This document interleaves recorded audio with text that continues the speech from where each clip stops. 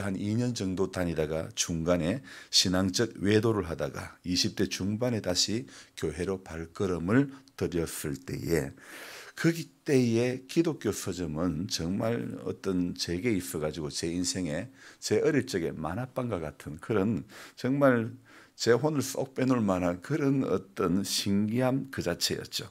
그 중에 기독 서점 그러면 그 중에 성구 액자는요. 서점에서는 효자 상품이었고 또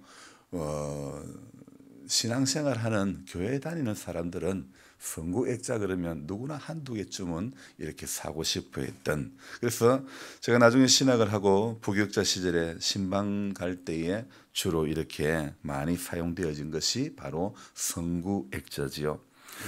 우리 한국교회 성도들에게 가장 익숙한 구절이라면 어쩌면 오늘 우리가 읽었던 욥기 8장 7절의 말씀이 일 수 있습니다.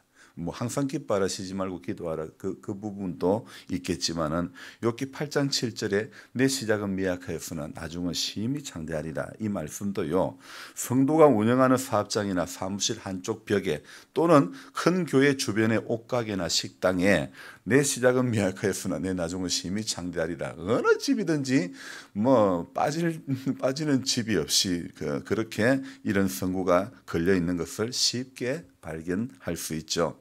여러분 사람은요 누구나 다 창대해지고 싶은 그런 욕망을 가지고 있기 때문일까? 제가 생각하기에 성경을 보아서 알게 된 구절이기보다는 이 구절은 성구 액자를 보아서 알게 된 그런 구절에 더 가깝지 않을까? 그래서 성구 액자 걸려있는 어떤 성구 액자를 통해서 알게 된 그렇게 더 유명해진 말씀이 아닐까 싶습니다. 여러분 예수를 믿어도요. 우리 사람들의 시선이 머무는 곳은 따로 있는 것 같아요. 하나님에게만 머물고 은혜에만 머물고 예배에만 머물고 주의 귀한 일에만 머문다면 얼마나 좋겠습니까? 하지만 현실은요. 성도가 천국을 소망하며 좋아하는 어떤 이상향을 바라보며 인내하며 가기보다는 사람들이 행여나 로또 1등에 당첨될 것을 믿고 사는 것처럼 성경을 읽는 사람들의 눈이 내 시작은 미약하였으나 나중은 심히 창대하리라. 이 본문에 머물고 또 그 본문이 읽는 사람들의 마음을 잡아 끌기도 하는 거죠. 특히 사업을 시작하는 사람들은 자신의 사업이 크게 번창하기를 바라는 마음에서 이 본문을 좋아하고 목회자들도 개업 예배 설교 때 이 본문을 가지고 주로 많이 설교도 해왔던 것이죠. 이 본문처럼 사업하는 성도들이 모두가 전부 다 심히 창대해진다면 얼마나 좋겠습니까? 어제 생일날 미역국으로 아침 점심을 먹었습니다. 친구 선교사가 카톡이 왔습니다. 생일 축하한다. 미역국 먹었나? 그렇게 카톡이 왔길래 답장을 했습니다. 미역국만 먹었다. 그렇게 답장을 했죠. 저녁에는 미역국만 먹기 싫었습니다. 그래서 두 곳에서 유정란을 주문했던 곳을 갖다 드리고 전도사님이 운영하는 치킨집에 갔습니다. 이제 대화 가운데 그분이 이런 이야기를 합니다. 남는 게 없다. 닭을 튀기는 기름값도 너무 올라버렸고 닭값도 오르고 그러나 받는 가격은 그대로이고 솔직히 인건비가 안 나온다. 그렇게 이야기를 합니다. 저도 사료값은 자꾸 오르는데 가격은 올리기가 그렇고 해서 그냥 판매를 하고 있지만은 사실 알을 판매하는 단지 그것만 본다면 희망보다는 절망에 가까울 수가 있습니다. 하지만 계란이 매개체가 되어 또 많은 사람들을 만나게 되니 저는 이 또한 감사한 것입니다. 오늘 욥기 8장 7절의 이 말씀은 믿는 자들의 성공을 약속하는 하나님의 말씀이 결코 아니라는 사실을 우리는 알아야 됩니다. 만약에 여러분 성경 말씀의 목적이 그것에만 있다면 그 성경 말씀은 세상 안 믿는 사람이 붙이는 부적이나 다를 바가 뭐가 있겠습니까? 하나도 틀릴 게 없습니다. 저는 그렇게만 사용되어진다면 이것은 기독교 부적, 교회판 부적이라 말할 수 있는 것입니다. 여러분 분명히 성경은요. 우리가 성경을 해석할 때는 본문 안에서 문맥 안에서 해석을 해야 성경을 정확하게 해석을 할 수 있는 것입니다. 한 구절만 뚝 떼어서 읽고 해석하는 그렇게 또 적용하는 것은 아주 위험한 행위입니다. 가령 연말에 송구 영신 예배 때에 교회들마다 말씀 카드 뽑기 그런 행사를 많이 하는데 성경의 전후 구절은 전부 무시하고 한 구절만 가지고 평가하는 것은 올바르지 않습니다. 어떤 면에서 볼 때에 한 해를 또 다른 한 해를 점치는 교회판 점치는 그런 것으로 비춰줄 수도 있기 때문에 참 조심스럽습니다. 그래서 성경을 해석할 때는 문맥을 살필 때에 분명하게 드러나는 것입니다. 본문을 둘러싸고 있으면서도 본문의 의미를 잘 결정해주는 그 부분을 바로 문맥이라 그렇게 이야기합니다. 오늘 이 유명한 8장 7절의 말씀은요, 앞에 본문하고 아주 밀접한 관계를 가지고 있습니다. 마찬가지 이게 비슷한 예가 뭐냐면 로마서 12장에서도 그러므로 너희는 하나님이 갑자기 생각이 안 나네. 로마서 12장 어떻게 해요? 그러므로 시작해가지고 너희는 이 세대를 본받지 말고 하나님의 선하시고 기뻐하시고 온전한 뜻이 무엇인지 분별을 하도록 하라. 그것은 12장 앞에 11장까지의 이야기를 먼저 받아들여야 되는 것이죠. 그러니까 너희는 이 세대를 본받지 말아라. 그렇게 하는 겁니다. 오늘 이 8장 7절도 마찬가지라는 겁니다. 심히 장대해지기를 바라는 사람은 그 앞에 문맥을 봐야 됩니다. 5절과 6절의 말씀을 보아야 하는 것입니다. 우리 같이 한번 읽어볼까요? 내가 만일 하나님을 찾으며 전능하신 이에게 간구하고 또 청결하고 정직하면 반드시 너를 돌보시고 내 어려운 처소를 평안하게 하실 것이라. 아멘.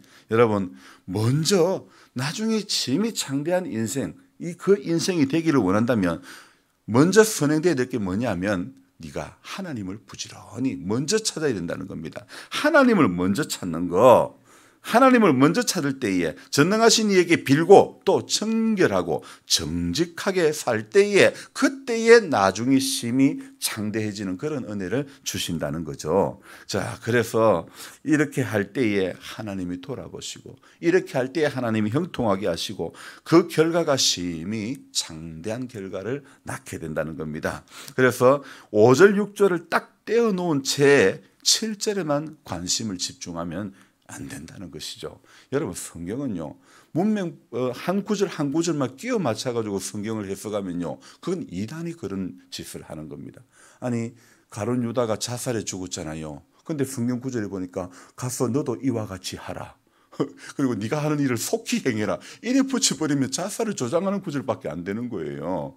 여러분, 자, 예를 든다면 항상 기뻐하라, 쉬지 말고 기도하라, 범사에 감사하라, 이런 구절은요 따로 떼내서 읽어도 무방합니다. 그러나 성경 구절을 읽다 보면 따로 떼내서는 읽으면 또 이렇게 오류를 범할 수 있는 그런 부분들도 많은 구절이 또 그런 구절들이 있다는 것입니다.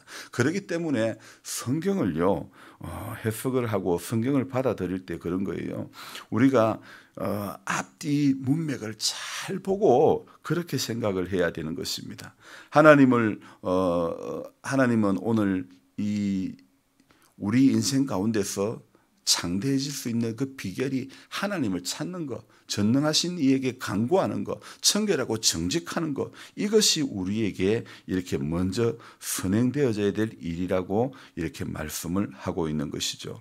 그래서 저와 여러분들이요 신앙생활하면서 부지런히 하나님을 구하는 것, 정직하게 산다고 해서 항상 또 형통하게 되는 것은 또 아니라는 사실도 알아야 됩니다. 오늘 말씀에 약속하고 있는 것이 꼭 현실에서 이 땅에서 이루어져야 할 실체는 아니라는 것 또한 알아야 되는 것입니다. 우리 기독교의 심각한 문제는 이 본문을 마치 하나님께서 오늘 이 8장 7절의 말씀을 이 본문의 구절을 마치 하나님께서 말씀하고 있는 것처럼 착각하고 있다는 것입니다. 이게 우리 기독교의 가장 큰 오류라는 것입니다. 얼마 전에 우리 제 매형께서 이 욥기 8장 7절의 말씀을 하면서 이러면 이건 문제가 아닌가? 이거는 욥이 하나님이 하신 말이 아닌데 이러면서 제게 또 질문을 남겼거든요. 그래서 제가 답을 해드렸는데 사실 그래요.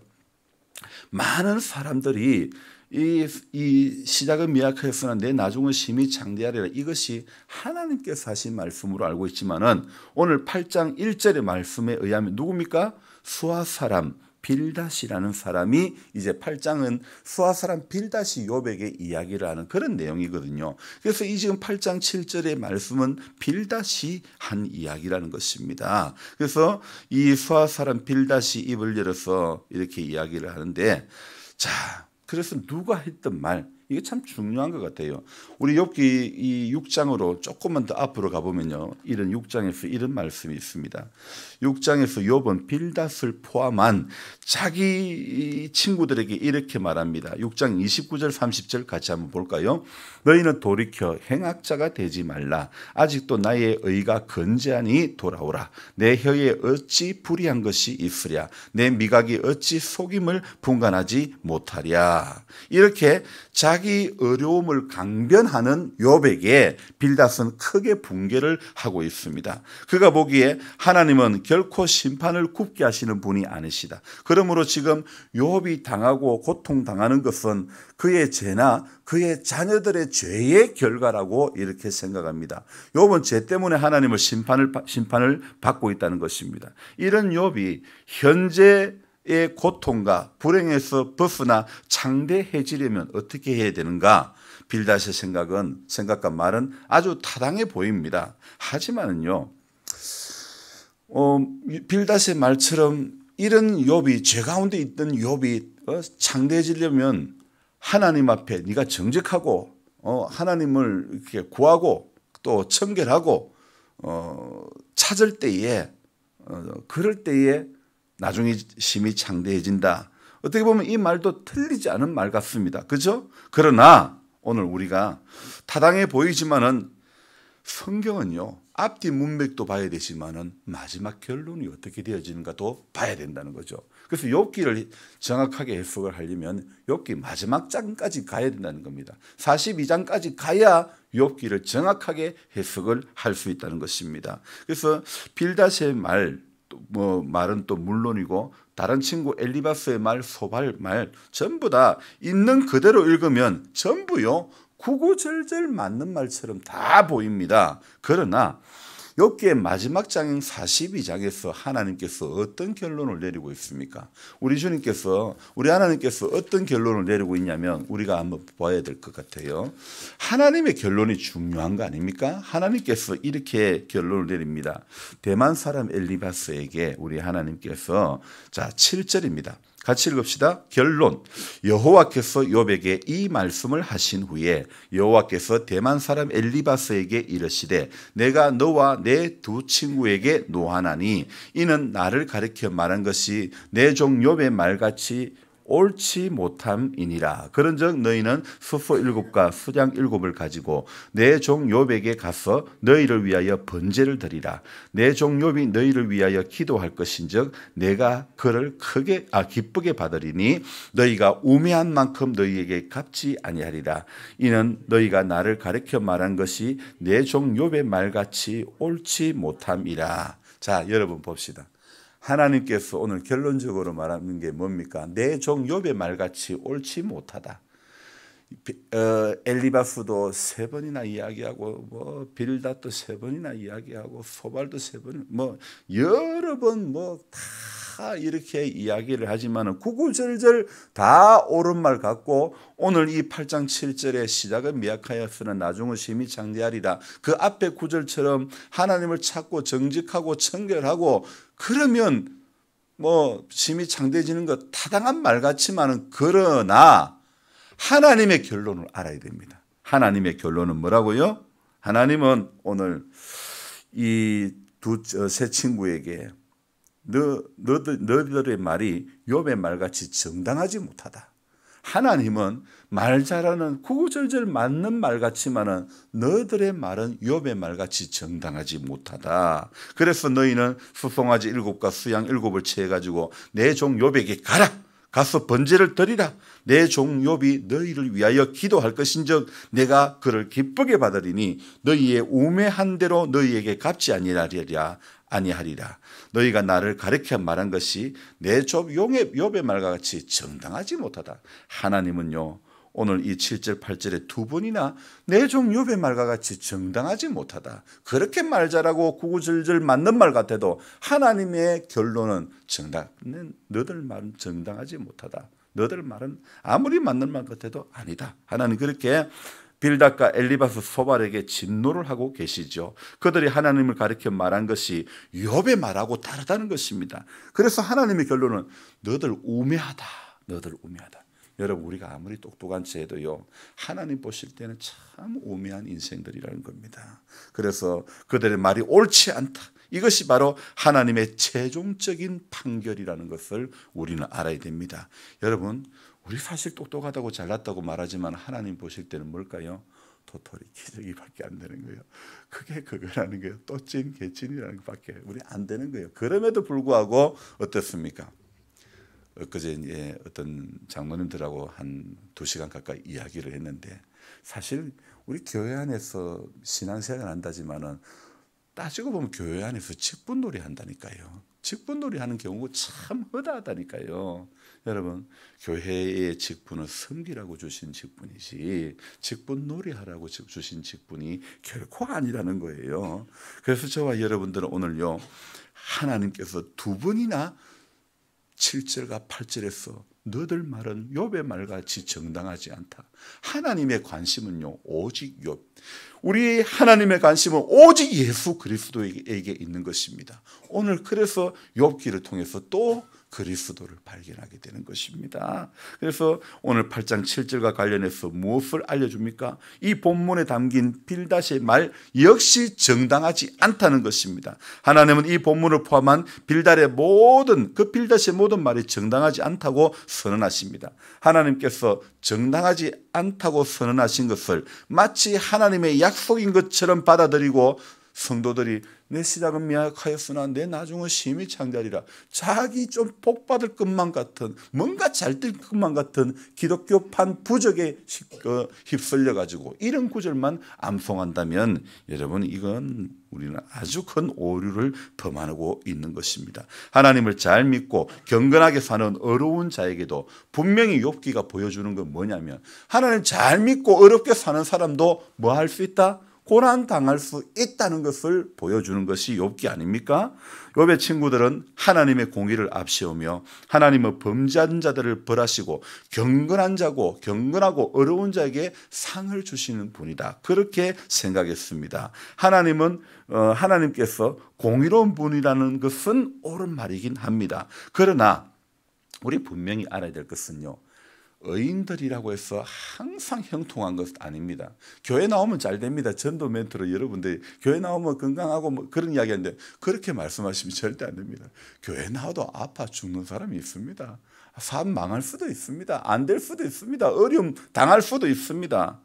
그러므로 어떤 사람이 어려움을 겪고 그 고통을 당한다고 해서 그것을 무조건 죄의 결과라고 하나님의 벌 때문이라고 생각하는 사고 이거 참 무서운 사고입니다. 그래서 뭐 까닭 없이 그러겠나 그런 욥의 친구들처럼 이런 시각 여러분 그래서 욥기의 가르침을 외면한 채 욥기 성경 전체가 가르치는 그것은 외면한 채 딱 한 구절 네 시작은 미약하였으나 내 나중은 심히 창대하리라 이 구절만 가지고 의지하여 성도들은 무조건 성공해야 되고 창대해져야 된다고 생각하는 것은요 아주 잘못된 생각이라는 겁니다. 그래서 사도 바울이요 뭐라고 이야기했냐면 디모데후서 3장 12절에 무릇 그리스도 안에서 경건하게 살고자 하는 자는 어떻게 당한다고요? 핍박을 받으리라. 무릇 그리스도 안에서 경건하게 살고자 하는 자는 핍박을 받으리라고 디모데후서 3장 12절에 분명히 말씀하고 있습니다. 그러니 내 시작은 미약하였으나 내 나중은 심히 창대하리라. 이 구절은요 분명히 우리 본성을 자극하는 구절임에 틀림이 없습니다. 그러나 아무리 우리의 심금을 울리고 본성을 자극하는 본문이라 할지라도 그것을 맹목적으로 받아들이기 이전에 그 앞뒤 문맥 안에서 하나님께서 말씀하시고자 하는 그것에 그 문맥 안에서 이해하고 문맥 안에서 받아들이는 그런 노력을 해야 되는 것입니다. 그래서 본문이 어떤 상황 속에서 주어진 것인지 또 누가 누구에게 이야기한 것인지 이것도 알아야 되는 겁니다. 꼼꼼하게 이런 것들을 봐야 되는 것이죠. 물론 처음부터 그렇게 되지는 않습니다. 그러나 어떤 분이 그럽니다. 목사님 맨날 뭐 적을 것이 있어요. 나도 못 적습니다. 나는 못 적습니다. 그런데 성경을 꾸준하게 보다 보니까 적을 게 있는 거예요. 저는 모르지만은 계속해서 꾸준하게 하다 보니까 하나님께서 지혜를 주시고 적을 게 있는 것이지, 여러분 머리 좋은 사람보다도 꾸준한 사람이 하나님 인정해 준다고 생각합니다. 우리 일부러 머리 좋기를 기도할 필요도 없는 거예요. 하나님 자녀가 성실하기를 원합니다. 하나님 앞에 우리 모두가 꾸준하기를 원합니다. 그런 기도를 해야 될 것 같아요. 그래서 어떤 상황에서 주어진 건지, 누가 누구에게 하신 말씀인지, 그리고 그런 것들을 꼼꼼하게 살펴봐야 성경을 가르치고 또 설교하는 사람도 마찬가지입니다. 더더욱 신중하게 주의 깊게 본문을 읽고 했어요. 그래서 글을 적다가 졸리면 나가서 커피도 마시고 마당을 한 번 또 돌아다니다가 막 잠 깨어가면서 다시 또 보고 하는 거예요. 그래서 여러분, 오늘 우리가 가르침을 받는 성도들이 설교자들을 통해서 성경 본문을 읽는 방식을 설교자들을 통해서 배우잖아요. 무엇보다도 하나님의 말씀을 하나님께서 원하시는 대로 바르게 가르치고 바르게 설교하는 것이 말씀을 전하는 사역자의 본분 아닐까요? 그래서 죽음을 앞둔 노사도 이 바울은요, 그의 믿음 안에서 난 이 그 디모데에게 디모데후서 2장 16절에 이렇게 말씀하고 있습니다. 네가 진리의 말씀을 옳게 분별하여 부끄러울 것이 없는 인정된 자로, 부끄러울 것이 없는 일꾼으로 인정된 자로 하나님 앞에 자신을 드리기를 힘써라. 항상 힘써라. 그렇게 말씀하고 있지 않습니까?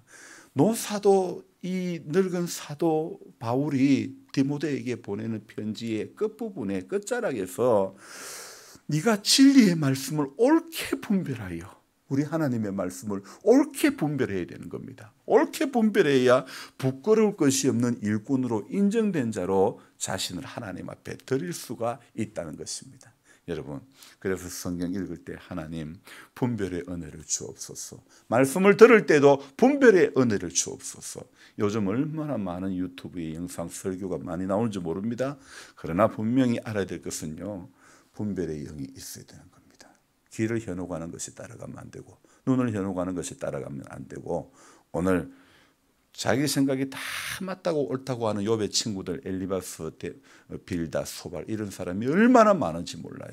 그래서 저와 여러분들이 말씀을 받을 때 꼭 기도하는 마음으로 받고 말씀에 순종하겠다는 자세로 말씀을 펴들고 그렇게 꾸준히 가다 보면 하나님 뭘 띄워줘요? 성경을 보는 눈을 열어주는 줄 믿습니다. 하나님의 말씀을 듣는 길을 열어주실 줄로 믿습니다. 믿음은 들으면서 나고 들으면 그리스도의 말씀으로 말미암는다고 했거든요. 자꾸 들으면 귀가 열려지고 눈이 열려지고 우리의 심정이 세상의 발을 내딛는 것보다도 예배당에 발을 내딛는 것이 훨씬 재미가 있게 되는 줄로 믿습니다. 기도하겠습니다. 하나님 아버지, 노사도 바울이 디모데에게 교훈하는 것처럼 우리 모두는 진리의 말씀을 옳게 분별할 수 있도록 도와주시기를 원합니다. 부끄러울 것이 없는 일꾼으로 인정된, 그래서 그런 자로 자신을 하나님 앞에 드리기를 힘쓰는 우리들 되어지게 하여 주시옵소서. 아직도 우리가 말씀 앞에 설 때마다 내 유리한 말씀만 붙잡고 살아가고 있지는 않습니까? 그렇다면 그 구절은 우리의 삶의 기독교판 부적이 될 수밖에 없습니다. 앞뒤 문맥에서 분명히 무엇을 누가 누구에게 이야기하고 있는가 굉장히 중요한 부분인 것 같습니다. 그래서 우리 모두는 다시 한번 하나님의 말씀을 대할 때마다 정말 기도하면서 대하게 하시고, 그래서 옳게 분별할 수 있도록 하나님께서 지혜 명철 더해 주시고, 주님의 성령께서 주시는 교훈을 따라 살아가기에 조금도 부족함이 없도록 도와주옵소서. 우리 하나님 아버지, 또 이렇게 적절한 시기에 비를 내려주심을 감사합니다. 우리 인생의 여정마다 하나님 이른 비와 늦은 비로 함께 해주셔서 어렵고 힘들고 상황이 안 좋아질 때마다 기도할 때, 하나님 앞에 예배할 때, 경배 드릴 때에 길이 열려지고 일이 풀려지는 그런 은혜를 경험케 하여 주시기를 원합니다. 우리 권 집사님 약함을 아십니다. 주님 도와주시고 함께 해주시고 은혜를 내려주시고, 그 삶의 마지막 여정 가운데서 하나님의 치유하심을 경험하며 남은 인생의 시간 가운데서 믿음으로 은혜로 살 수 있도록, 하나님을 개인적으로 깊이 만나는 체험의 시간들을 가질 수 있도록 주님 축복하여 주옵소서. 오늘도 주일을 준비하는 마음이 우리 안에 있게 해주시고, 사모하는 마음으로 하나님 이 하루도 보내게 하여 주옵소서. 존귀하신 예수님의 이름으로 감사하며 기도드리옵나이다. 아멘. 간절한 마음으로 주여 부르고 기도합니다. 주여, 주여, 주여.